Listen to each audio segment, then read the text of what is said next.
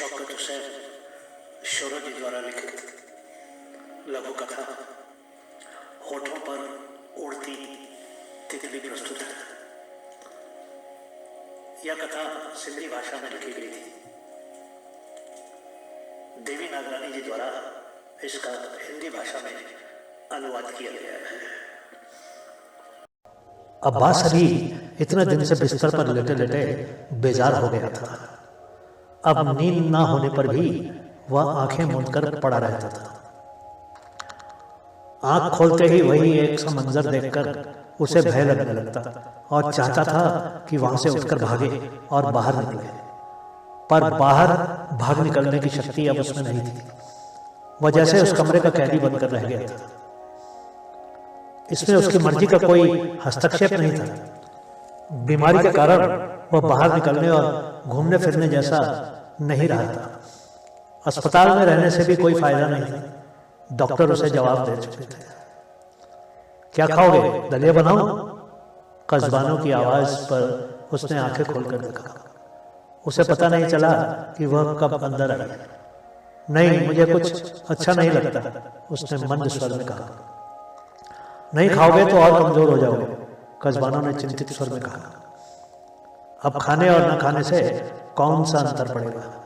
अब्बास के खुश्क होठों पर मुस्कान आ गई है। कजो, बात सुन, कमजोरी न खाने की वजह से नहीं है और ना ही कुछ खाने से खत्म हो जाएगी। तब भी पेट में कुछ तो हो, मैं दलिया बना देती हूँ, 2-4 चम्मच खा लेना, कस्बानों ने जोर भरते हुए कहा। तुम्हारी मर्जी कजो, बाकी मेरे दाने पाने के दिन अब पूरे हुए हैं। सांस की डोर में खिंचाव बढ़ रहा है, किसी भी वक्त वह टूट जाए। कस्बानों के हृदय को आघात पहुंचा। अल्लाह, यूं तो न कहो, मेरा तो दम निकला जा रहा है। फिर हमारा क्या होगा? कस्बानों का मन भरा है। वह अब्बास अली के सामने रोकर उसे और निरुत्साहित नहीं करना चाहती थी। उठकर तेज कदमों से वह कमरे से बाहर निकली। पहले जब कभी भी कस्बानों कहती थी फिर हमारा क्या होगा, तो जवाब में वह कहता, अल्लाह मालिक है पगली। पर फिर उसने जवाब देना बंद कर दिया था। वह जानता था कि उसके शब्द कस्बानों को ढांढस बजा पाने में असमर्थ थे। अब्बास अली से अब ज्यादा बातचीत भी ना हो पाती थी। हालांकि उसे इस बात का एहसास था कि कस्बानों की परेशानी निरर्थक न थी। वह घर में अकेला ही कमाने वाला था। उसके 3 बेटे और 1 बेटी अभी बच्चे थे। तत्पश्चात कोई संपत्ति भी न थी।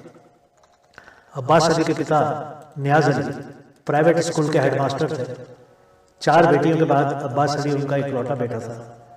नियाज अली की ख्वाहिश तो यही रही कि उसका बेटा डॉक्टर या इंजीनियर बने। अब्बास अली ने अभी इंटर पास की ही थी कि नियाज अली सेवानिवृत्त हो गए। अब्बास अली को इंजीनियरिंग यूनिवर्सिटी में दाखिला न मिल पाया। वैसे भी अब उसे आगे पढ़ाने की हिम्मत नियाज अली में न रही। अब्बास अली ने नौकरी की तलाश के दौरान प्राइवेट तौर पर BA पास कर लिया था। नियाज अली का एक पुराना शागिर्द अब चीफ इंजीनियर बन गया था। नियाज अली ने उससे अनुरोध किया, मिन्नतें की। आखिर अब्बास अली को इंजीनियरिंग विभाग में क्लर्क की नौकरी मिल ही गई। उसे डिस्पैच क्लर्क की टेबल पर निर्धारित किया गया। सरकारी हिसाब किताब वाले खातों की रजिस्टर में प्रविष्टि करके नंबर लगाकर डाक में भेजने के सिवाय उसके पास और कोई काम न था। इस बीच उसने MA भी कर लिया। फिर पता नहीं ऑफिस निरीक्षक कायम दिन को क्या सूझी, उसने साहब को कहकर अब्बास अली को ठेकेदार के बिल पास कराने वाली टेबल दिलवा दी। अब पगार के सिवाय उसकी ऊपर की कमाई भी शुरू हो गई। अब्बास अली आंखें मूंदकर काफी थक गया था। उसमें कुछ दर्द का एहसास हुआ।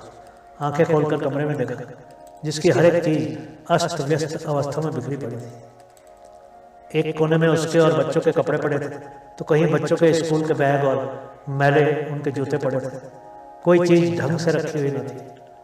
अगर फाइजा से शादी हुई होती तो इस घर का नक्शा ही और होता। अचानक अब्बास अली को ख्याल आया, इतने सालों के बाद उसे फाइजा की याद आई थी। वह अब्बास अली के निरीक्षक कायम दिन की बेटी थी। फाइजा किसी अंग्रेजी मीडियम स्कूल में पढ़ी थी।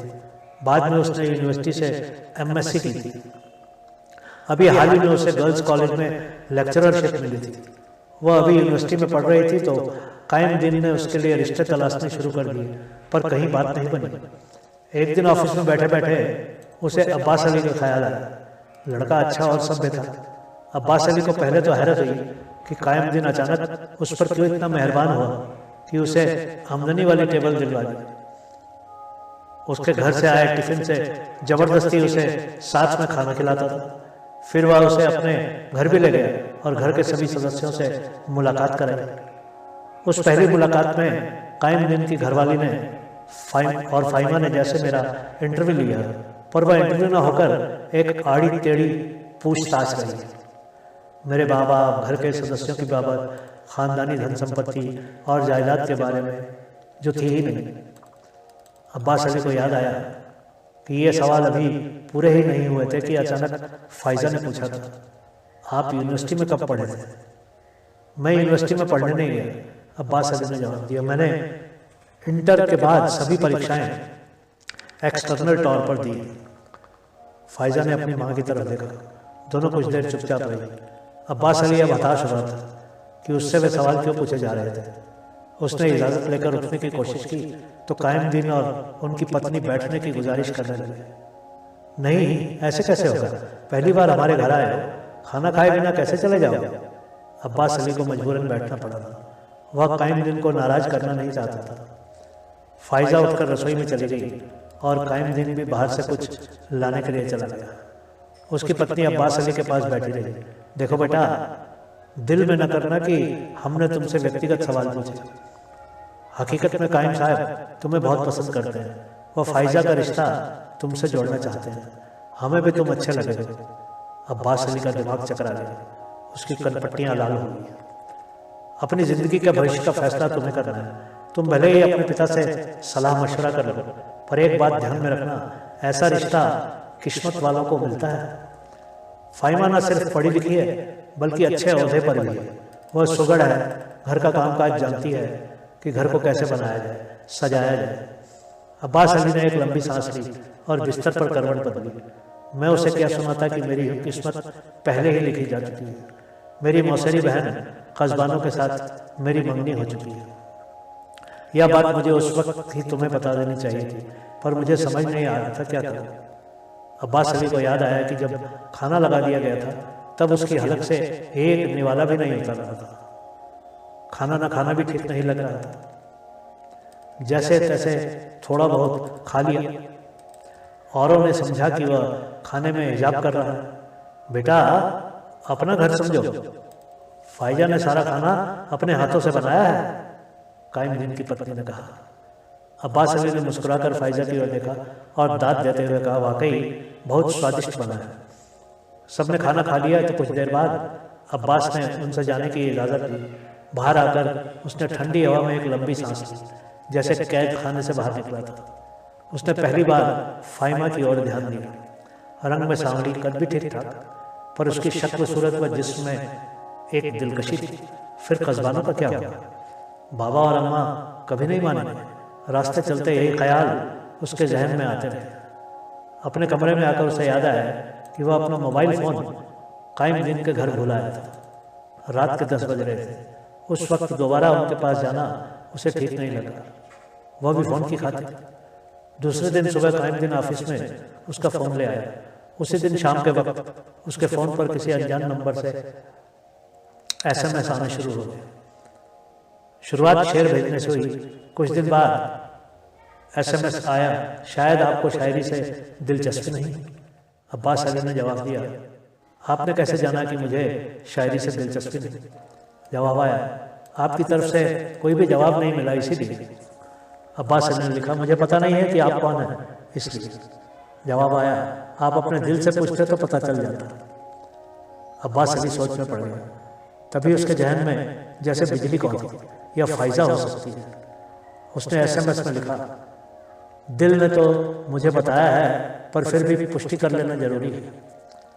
जवाब आया, मतलब आप अपने दिल की बात को इतनी अहमियत नहीं देते और ना ही उसके कहे अनुसार करते हैं। लगता है आपके पास बहुत सारी लड़कियों के SMS आते हैं, तभी तो पहचान नहीं पाए कि मैं कौन हूँ। अब्बास अली परेशान हो गया कि इस बात का क्या जवाब दें। अपनी बातों के जाल में वो खुद फंस गया। तभी एक और SMS आया, क्या सोच रहे हैं, जवाब देने में परेशानी है क्या? अब्बास अली ने लिखा, मेरे पास इससे पहले कभी किसी लड़की का SMS नहीं आया है। दूसरी बात कि मेरा दिल पत्थर का बना हुआ नहीं है और लोगों की तरह कुदरती दिल है। जवाब आया, अच्छा मान लिया, आपका दिल क्या कहता है कि मैं कौन हूँ? अब्बास अली ने फ़कत इतना लिखा, फ़ाइज़ा। जवाब आया, अरे वाह, क्या अंदाज़ा लगाया है। अब्बास अली को हंसी आ गई। फिर ऑफिस में, घर में SMS का कभी ना ख़त्म होने वाला सिलसिला शुरू हो गया। मोबाइल फ़ोन पर बात भी होती थी, पर SMS रात को 2-3 बजे तक चलते रहते थे। कभी कभी अब्बास अली का दिल यह सोचकर मायूस हो जाता था कि आखिर एक दिन यह सिलसिला खत्म होने वाला है। फ़ाइज़ा को जब इस बात का पता चलेगा तब क्या होगा? मेरी सारी उम्र उन 3 लफ्ज़ों की चक्की में। अब्बास अली ने एक लंबी सांस ली और आंखें मूंद ली। बाद में जब वह गांव गया तब उसने घर में यह बात छेड़ी तो घर में कोहराम मच गया। मैं बहन को क्या मुंह दिखाऊंगी? अब्बास अली की माँ ने रोते हुए कहा, खून के रिश्ते टूट जाएंगे अब्बास, हम रिश्ते नाते बिरादरी सबसे कट के रह जाएंगे। तुम तो जाकर शहर बसा लो, पर यह सोचो कि तुम्हारी 4 बहनों का क्या होगा? कौन हमसे नाता जोड़ेगा? नियाज अली की आवाज़ में परेशानी के साथ गुस्सा भी था। अब्बास अली ने बड़ी मुश्किल के साथ दोनों को समझाया, मेरा ऐसा कोई इरादा नहीं है, मैं तो सिर्फ आपको हकीकत बताई, बाकी होगा वही जो आप चाहेंगे। अब उसके सामने यह दुश्वारी थी कि कायम दिन को यह बात कैसे करे। वो उन्हें बहुत देर तक अंधेरे में रखना नहीं चाहता था। आखिर दिल थाम कर सारी सच्चाई कायम दिन के सामने रखी, जिसने उसकी मजबूरी को समझते हुए सिर्फ इतना कहा, मैंने तेरे भले के लिए सोचा कि तेरा भविष्य बन जाए।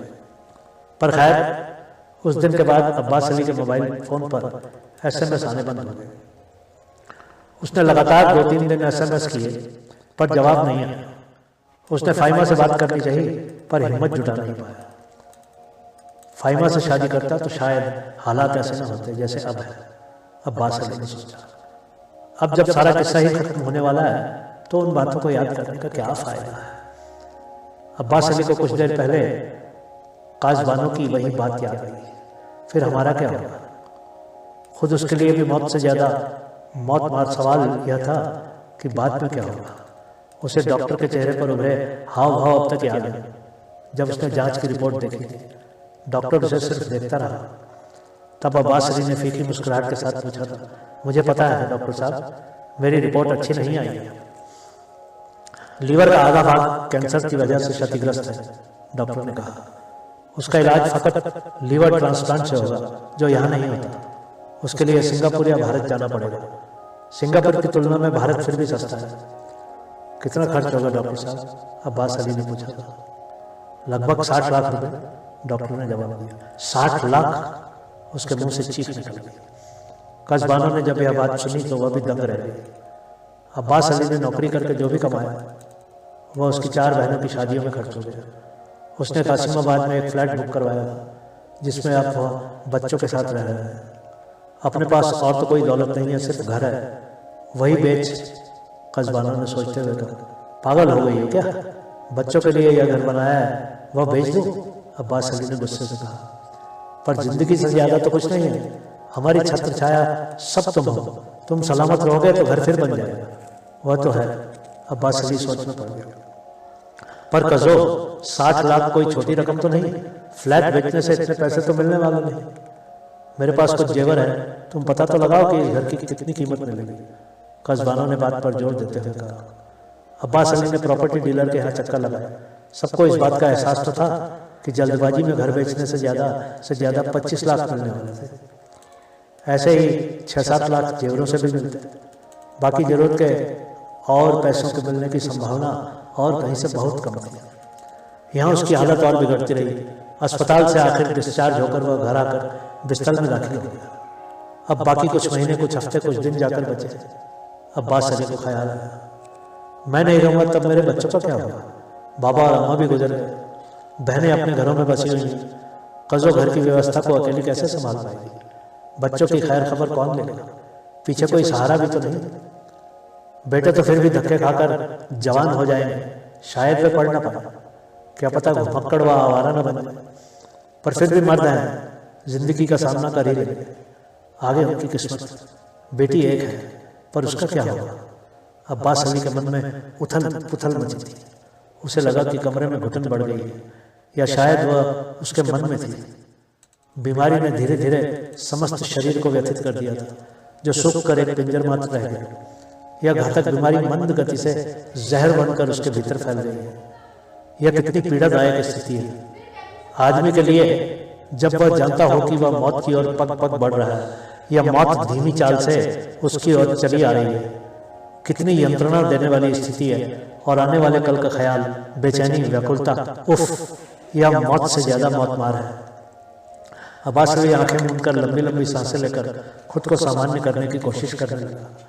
तभी उसे ख्याल आया, रास्ते पर अचानक हादसा हो जाता और उसमें मर जाता, या कहीं धमाके के वक्त मैं वहां हाजिर होता और मेरे जिस्म के टुकड़े टुकड़े हवाओं में बिखर कर कहीं दूर पड़ते, तो सब कुछ अचानक खत्म हो जाता। न चिंता, न बेचैनी, न परेशानियों का एहसास। किसी के मरने से दुनिया खत्म नहीं हो जाती। मैं न रहूंगा तब भी दुनिया चलती रहेगी। बाद में क्या होगा यह चिंता निरर्थक है। जो जीवित रहेंगे वे जीने की राह ढूंढ ही लेंगे। जिंदगी अपना रास्ता खुद बना लेती है। अब्बास अली को लगा कि उसके जेहन से जैसे भार कम हो गया था, पर उसने खुद को बेहद थका हुआ महसूस किया, जैसे वह लंबी पैदल यात्रा पर आया। वह आराम करना चाहता था। अब उसकी आंखें स्वतः बंद हो गई। कस्बानो दलिए का प्याला लिए कमरे में दाखिल हुई तो वह पथरा सी गई। एक वेदनामय चीख कमरे में गूंज उठी। अब्बास अली बिल्कुल सीधा लेटा था।